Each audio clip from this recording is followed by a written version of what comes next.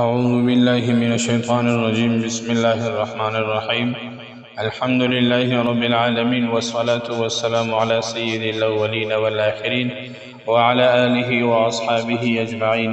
السلام عليكم ورحمة الله وبركاته. د سنا هند خدمت ته ښه راغلاست. ګران ورونو او خویندو، نن مو ستاسو لپاره یوه ډېره مهمه او روحاني اسلامي ویډیو چمتو کړې ده. که تاسو د رزق پراخوالی، د مال او دولت زیاتوالی، د کاروبار برکت، د اولاد نیکمرغي، د عزت او شهرت لاسته راوړل، د صحت ښه والی او د ژوند کامیابي غواړئ، نو دا ویډیو تر پایه وګورئ. ګرانو دوستانو، د قرآن کریم هر صورت د خیر، رحمت او برکت خزانه ده، خو ځینې صورتونه داسې خاص فضایل لري چې د انسان په ژوند کې د الله تعالی د رحمتونو د نازلېدو سبب ګرځي. له هغو مبارکو صورتونو څخه یو هم سورة الکوثر دی چې انا اعطیناک الکوثر موږ تاسې ورته وایو. آیا کله مو فکر کړی چې ولې ځینې خلک لږ امکانات لري خو ژوند یې له برکتو ډک وي، او ځینې خلک ډیر مال لري خو سکون نه لري؟ د دې راز د الله تعالی اطاعت، ذکر، دعا او د قرآن کریم سره تړاو دی. سورة الکوثر د قرآن کریم تر ټولو لنډ سورت دی، خو معنا او فضیلت یې ډیر ستر دی. الله تعالی په دې سورت کې خپل محبوب نبی حضرت محمد صلی الله علیه وسلم ته د کوثر ستر نعمت ورکړی دی. ګران ورونو او خویندو، که غواړئ د هرې وظیفې اغیزې زیاتې شي، نو لاندې څو مهمو خبرو ته پام وکړئ. یعنی که غواړئ تاسو د هرې وظیفه به په هره وظیفه باندې خپل مقصد ته ورسیږي، د هرې وظیفې 100% د تاثیرات ترلاسه کړئ. که غواړئ ستاسو وخت ضایع نه سي، ستاسو محنت پر ځای ولګېږي، ستاسو عبادت قبولیت ته ورسیږي، ستاسو د دغه وظیفې ثواب تاسو ترلاسه کړئ، نو لاندې کومې خبرې هغه مهم ټکي دي زه تاسو ته بیانوم. اول 5 وخته لمونځ په پایبندۍ سره ادا کړئ، حلال رزق پیدا کړئ او له حرامو ځان وساتئ. صدقه او خیرات کوئ، دا د ځان عادت جوړ کړئ، ځکه صدقه بلاوي د پکوي. استغفار زیات کړئ، ځکه استغفار د رزق د پراخوالي سبب ګرځي. مور د پلار خدمت وکړئ او دعاوې یې ترلاسه کړئ. د حسد، کین، غیبت او نورو ګناهونو څخه ځان وساتئ. اوم که سفر کوئ، په سفر کې هم د الله تعالی ذکر او دعا مه هېروئ.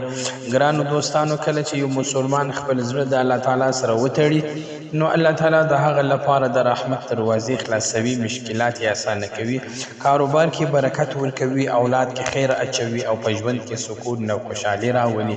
همدا وجه ده چې د قرآن کریم تلاوت باید یوازې د دنیا لپاره نه، بلکې د آخرت د کامیابۍ لپاره هم وشي. نو نننۍ وظیفه د سورة الکوثر مبارکه وظیفه ده. دا وظیفه باید په یقین، اخلاص او د الله تعالی په توکل سره ترسره شي. د وظیفې د شروع کولو نه مخکې اودس وکړئ او په پاک ځای باندې کښېنئ. د وظیفې طریقه په ډېره اسانه او مختصره طریقه سره دا وظیفه زه ستاسو په مخ کې بیانوم. موږ د وظیفو به دا عادت وي د اسلامي ویډیوګانو چې زموږ په وظیفه کې به د تاثیراتو د ډېرېدو شرایط هم ذکر وي او پریز د وظایفو چې دي دا به هم ذکر وي. داسې وظیفه به زموږ په چینل باندې نه وي چې د هغه دپاره خپل شرایط د تقوا چې کوم دي د ډېروالي او کم پریز چې دي دا نه یي ذکر. داسې وظیفه به انشاءالله زموږ په چینل باندې نه راځي. ټولې به هغه وظایف ذکر کوو چې د هغه د تاثیراتو د ډېرېدو، هغه باندې د مقصد د پوره کېدو، په هغه باندې د ثواب د حاصلولو ټولې طریقې پکې ذکر وي. لکه مخکې چې موږ تاسو ته ذکر کړل، نو اوس د وظیفې طریقه په مختصر شکل زه ستاسو په مخ کې ذکر کوم. 3 واره درود شریف صلی الله علیه وسلم، 11 واره استغفار، استغفر الله ربي من كل ذنب واتوب الیه، او سورة الکوثر 101 وار په اخلاص سره ووایاست. انا اعطیناک الکوثر فصل لربک وانحر ان شانئک هو الابتر. دا 101 وار ویل او بیا 3 واره درود شریف ویل.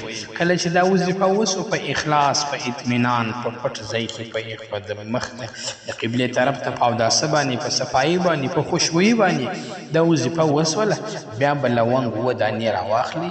دا 2 دانې لونګ به 3 حصې کړي. یوه حصه به 3 دانې، دویمه حصه به 2 دانې، درېیمه حصه به 2 دانې. کم 3 دانې لونګ چې دي پر دې باندې به دم کړي، دا به دم به پر وکړي. دغه کوم وظیفه چې تاسو وکړل پر دې به چوپ کړي.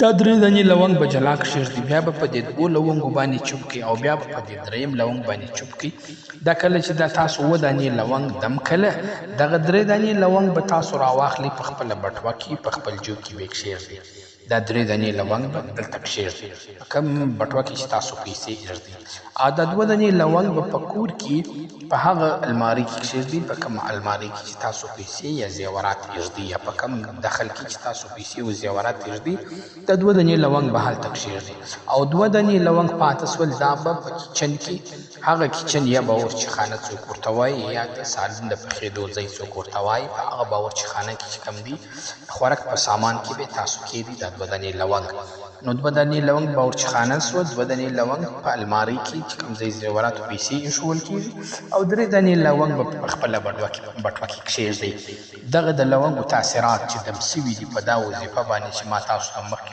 مختصرا ذکر کړل په دې وظیفې په تاثیراتو به انشاءالله العزیز ستاسو د کاروبار دومره برکت وي چې ټوله علاقه به په دې باندې حیرانه وي او تاسو به په حساب و کتاب باندې ستړي یاست دغه د ټولو مسلمانانو د خدمت نیت به هم پکې وکړي انشاءالله العزیز د الله په فضل سره به ستاسو کاروبار ستاسو تجارت د ټولو انسانانو د حیرانتیا سبب ګرځي وروسته خپل مشروع او حلال حاجت د الله تعالی حضور ته وړاندې کړي دا عمل اووه ورځې وکړي یا 11 ورځې وکړي یا 21 ورځې دوام ورکړي هغه لونګ چې دي دا په اوله ورځ دم سوه هغه په هغې سول وظیفه چې بیا کوئ نورې ورځې یې کولی سي 11 ورځې هم کوی سي 11 ورځې هم کوی سي 21 ورځې هم کوی سي الله تعالی دې ستاسو په رزق کاروبار مال دولت اولاد صحت عزت او ژوند کې خیر او برکت واچي ګران ورونو او خویندو که تاسو د اسلامي ویډیو ګټوره ښکاره شوه نو مهرباني وکړئ زموږ چینل سبسکرایب کړئ ویډیو لایک کړئ او له خپلو دوستانو سره شریکه کړئ